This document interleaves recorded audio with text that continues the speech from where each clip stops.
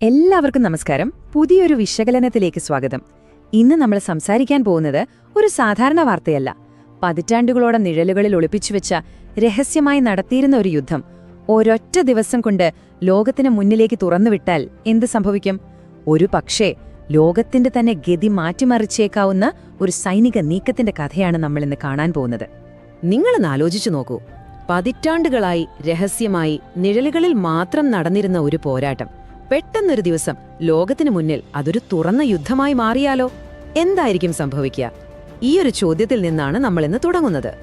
എല്ലാം തുടങ്ങിയത് ആകാശത്തെ കീറിമുറിച്ച് ഒരു സൈറൻ മുഴക്കത്തോടെയായിരുന്നു. എല്ലാവർക്കും കേട്ടുപരിചയമുള്ളൊരു മുന്നറിയിപ്പ് ശബ്ദം. പക്ഷേ ഇത്തവണ ആ ശബ്ദം ഒരു യുഗത്തിന്റെ തന്നെ മാറ്റം കുറിക്കുന്നതായിരുന്നു. ഫെബ്രുവരി 28, 2026. സമയം രാവിലെ ഏകദേശം 11:45. ഇസ്രയേലിലെ പ്രധാന നഗരങ്ങളിലെല്ലാം എയർ റെയ്ഡ് സൈറണുകൾ മുഴങ്ങാൻ തുടങ്ങി. സാധാരണയായി ഇത് ശത്രു രാജ്യങ്ങളിൽ നിന്നുള്ള ഒരു റോക്കറ്റ് ആക്രമണത്തിന്റെ സൂചനയാണ്. പക്ഷേ ഇത്തവണ അതായിരുന്നില്ല. സ്വന്തം ജനതയ്ക്ക് ഭരണകൂടം തന്നെ നൽകുന്നൊരു മുന്നറിയിപ്പായിരുന്നു അത്. ഇറാനുമേൽ ഞങ്ങളൊരു മുൻകൂർ ആക്രമണം നടത്താൻ പോകുന്നു. തിരിച്ചൊരു പ്രത്യാക്രമണം എപ്പോൾ വേണമെങ്കിലും ഉണ്ടാകാം. എല്ലാവരും സുരക്ഷിതരായിരിക്കുക. ആ പ്രഖ്യാപനം വന്ന് നിമിഷങ്ങൾക്കകം ആയിരക്കണക്കിന് കിലോമീറ്ററുകൾക്കപ്പുറം ഇറാന്റെ തലസ്ഥാനമായ ടെഹ്റാനിൽ നിന്ന് സ്ഫോടനങ്ങളുടെ വാർത്തകൾ വന്നു തുടങ്ങി. അവിടെ നിന്നുള്ള റിപ്പോർട്ടുകൾ പറഞ്ഞത് ഒരേ ഒരു കാര്യമാണ്: ടെഹ്റാനിൽ ഒരു തീമഴ പെയ്യുകയായിരുന്നു. ഈ സൈനിക ദൗത്യത്തിന് പെന്റഗൺ നൽകിയ പേരായിരുന്നു ഇത്, ഓപ്പറേഷൻ എപ്പിക് ഫ്യൂറി.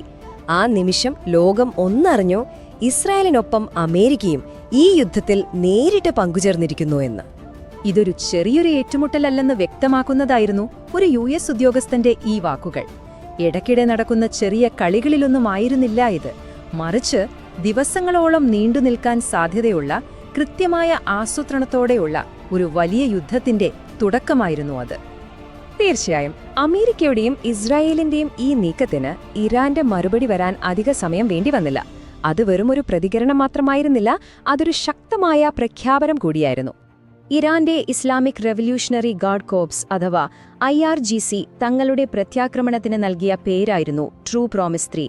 പതിവിന് വിപരീതമായി തങ്ങളുടെ സഖ്യഗ്രൂപ്പുകളെ ഉപയോഗിക്കുന്നതിന് പകരം ഇത്തവണ ഇറാൻ സ്വന്തം മണ്ണിൽ നിന്ന് തന്നെ നേരിട്ട് മിസൈലുകളും ഡ്രോണുകളും അയച്ചുകൊണ്ട് തിരിച്ചടിച്ചു. നിഴൽ യുദ്ധത്തിന്റെ എഴുതപ്പെടാത്ത നിയമങ്ങൾ അവർ തന്നെ ലംഘിച്ചിരിക്കുന്നു. എന്നാൽ ഏറ്റവും നിർണായകമായ കാര്യം അതായിരുന്നില്ല. ഇറാന്റെ മിസൈലുകൾ ലക്ഷ്യം വെച്ചത് ഇസ്രയേലിനെ മാത്രമല്ല. ബഹ്റൈൻ, ഖത്തർ, കുവൈത്ത്, ജോർദാൻ ഈ രാജ്യങ്ങളിലെ അമേരിക്കൻ സൈനിക താവളങ്ങളെ അവർ കൃത്യമായി ലക്ഷ്യമിട്ടു. ഇതോടെ ഒരു കാര്യം വളരെ വ്യക്തമായി: ഈ യുദ്ധം ഇനി ഇസ്രയേലിനും ഇറാനുമിടയിൽ ഒതുങ്ങില്ല. ഇതൊരു അമേരിക്കൻ ഇറാൻ യുദ്ധം കൂടിയായി മാറുകയാണ്. ഇസ്രായേലും ഇറാനും തമ്മിലുള്ള ഈ നേരിട്ടുള്ള ഏറ്റുമുട്ടൽ ഒരു തീപ്പൊരിയായിരുന്നു. ഒരൊറ്റ നിമിഷം കൊണ്ട് ആ തീ ഗൾഫ് മേഖലയെ മുഴുവൻ വിഴുങ്ങി. ഒട്ടും ആഗ്രഹിക്കാതെ തന്നെ പല രാജ്യങ്ങളും ഈ സംഘർഷത്തിന്റെ ഭാഗമായി മാറി. ആഘാതം വളരെ പെട്ടെന്നായിരുന്നു. ബഹ്റൈനിൽ അമേരിക്കൻ 5th ഫ്ലീറ്റിന്റെ ഒരു സർവീസ് സെന്റർ പൂർണ്ണമായും തകർന്നതായി ഔദ്യോഗിക സ്ഥിരീകരണം വന്നു. ഖത്തറിന്റെ തലസ്ഥാനമായ ദോഹയുടെ ആകാശത്ത് വലിയ സ്ഫോടനങ്ങൾ മുഴങ്ങി. മിസൈലുകൾ വെടിവെച്ചിട്ടതാണെന്ന് അധികൃതർ അവകാശപ്പെട്ടെങ്കിലും ജനങ്ങൾ പരിഭ്രാന്തരായി. എന്നാൽ ഏറ്റവും ദുഃഖകരമായ വാർത്ത വന്നത് UAE-യിൽ നിന്നായിരുന്നു. അബുദാബിയിൽ ഇറാനിയൻ മിസൈലിന്റെ ഒരു ചീള് പതിച്ച് ഒരു സാധാരണക്കാരൻ കൊല്ലപ്പെട്ടു. ഈ യുദ്ധം തുടങ്ങിയതിനു ശേഷം ഗൾഫ് മേഖലയിൽ റിപ്പോർട്ട് ചെയ്യപ്പെടുന്ന ആദ്യത്തെ സാധാരണക്കാരന്റെ മരണം. യുദ്ധം സാധാരണക്കാരന്റെ ജീവിതത്തിലേക്ക് എത്ര പെട്ടെന്നാണ് കടന്നു കയറുന്നത് എന്നതിന്റെ വേദനിപ്പിക്കുന്ന ഒരു ഓർമ്മപ്പെടുത്തലായി ആ ഒരൊറ്റ ജീവൻ. ഇപ്പോൾ നമ്മൾ ഏറ്റവും പ്രധാനപ്പെട്ട ചോദ്യത്തിലേക്കാണ് വരുന്നത്. എന്തുകൊണ്ടാണ് വർഷങ്ങളായി പുകഞ്ഞുകൊണ്ടിരുന്ന ഈ നിഴൽ യുദ്ധം ഇത്ര പെട്ടെന്ന് ഒരു തുറന്ന പോരാട്ടമായി പൊട്ടിത്തെറിച്ചത്? അപ്പോൾ എന്തുകൊണ്ടാണ് ഇപ്പോൾ തന്നെ ഇങ്ങനെയൊരു സർവനാശകാരിയായ യുദ്ധത്തിന് അവർ മുതിർന്നത്? അമേരിക്കയും ഇസ്രായേലും ഈ ആക്രമണത്തെ മുൻകൂർ പ്രതിരോധം എന്നാണ് വിശേഷിപ്പിക്കുന്നത്. അതിനു പിന്നിൽ ഒരൊറ്റ കാരണമേ ഉള്ളൂ: ഇറാന്റെ ആണവ പദ്ധതികൾ. ഇവിടത്തെ കണക്കുകൾ ശരിക്കും ഞെട്ടിക്കുന്നതാണ്. അന്താരാഷ്ട്ര ആണവോർജ്ജ ഏജൻസിയുടെ റിപ്പോർട്ട് പ്രകാരം ഇറാൻ അവരുടെ യുറേനിയം 60% വരെ സമ്പുഷ്ടീകരിച്ചിട്ടുണ്ട്. ഇത് ആണവായുധം നിർമ്മിക്കാൻ ആവശ്യമായ 90% വളരെ അടുത്താണ്. 2025 ജൂലൈയിൽ തന്നെ കുറഞ്ഞത് 10 ആണവ ബോംബുകൾ നിർമ്മിക്കാൻ ആവശ്യമായ ഇന്ധനം അവരുടെ പക്കലുണ്ടായിരുന്നു. ഇസ്രായേലിനെ സംബന്ധിച്ചിടത്തോളം ഇത് വെറും ഒരു കണക്കല്ല, മറിച്ച് അവരുടെ നിലനിൽപ്പിന് നേരെയുള്ള ഒരു ഭീഷണിയാണ്. ആ ഭീഷണിയാണ് ഇങ്ങനൊരു വലിയ ആക്രമണത്തിന് അവരെ പ്രേരിപ്പിച്ചത്. തീർച്ചയായും ഈ യുദ്ധം മിഡിൽ ഈസ്റ്റിൽ മാത്രം ഒതുങ്ങില്ല, അതിന്റെ പ്രത്യാഘാതങ്ങൾ ലോകം മുഴുവൻ ഇതിനോടകം തന്നെ അനുഭവിക്കാൻ തുടങ്ങിയിരിക്കുന്നു. ആദ്യത്തെ പ്രത്യാഘാതം എവിടെയാണെന്നറിയാമോ? നമ്മുടെയെല്ലാം പോക്കറ്റിലാണ്. ആക്രമണങ്ങൾക്ക് തൊട്ടുമുമ്പ് തന്നെ യുദ്ധഭീതിയിൽ എണ്ണവില ബാരലിന് $73 എന്ന റെക്കോർഡ് നിലയിലേക്ക് കുതിച്ചുയർന്നു. ഒന്നോർക്കണം, ലോകത്തിന്റെ എണ്ണക്കടത്തിന്റെ ജീവനാഡിയായ ഹോർമൂസ് കടലിടുക്ക് ഇറാന്റെ നിയന്ത്രണത്തിലാണ്. അവിടെ എന്തെങ്കിലും സംഭവിച്ചാലോ അത് ആഗോളതലത്തിലെ വലിയൊരു സാമ്പത്തിക പ്രതിസന്ധിക്ക് തന്നെ കാരണമായേക്കാം.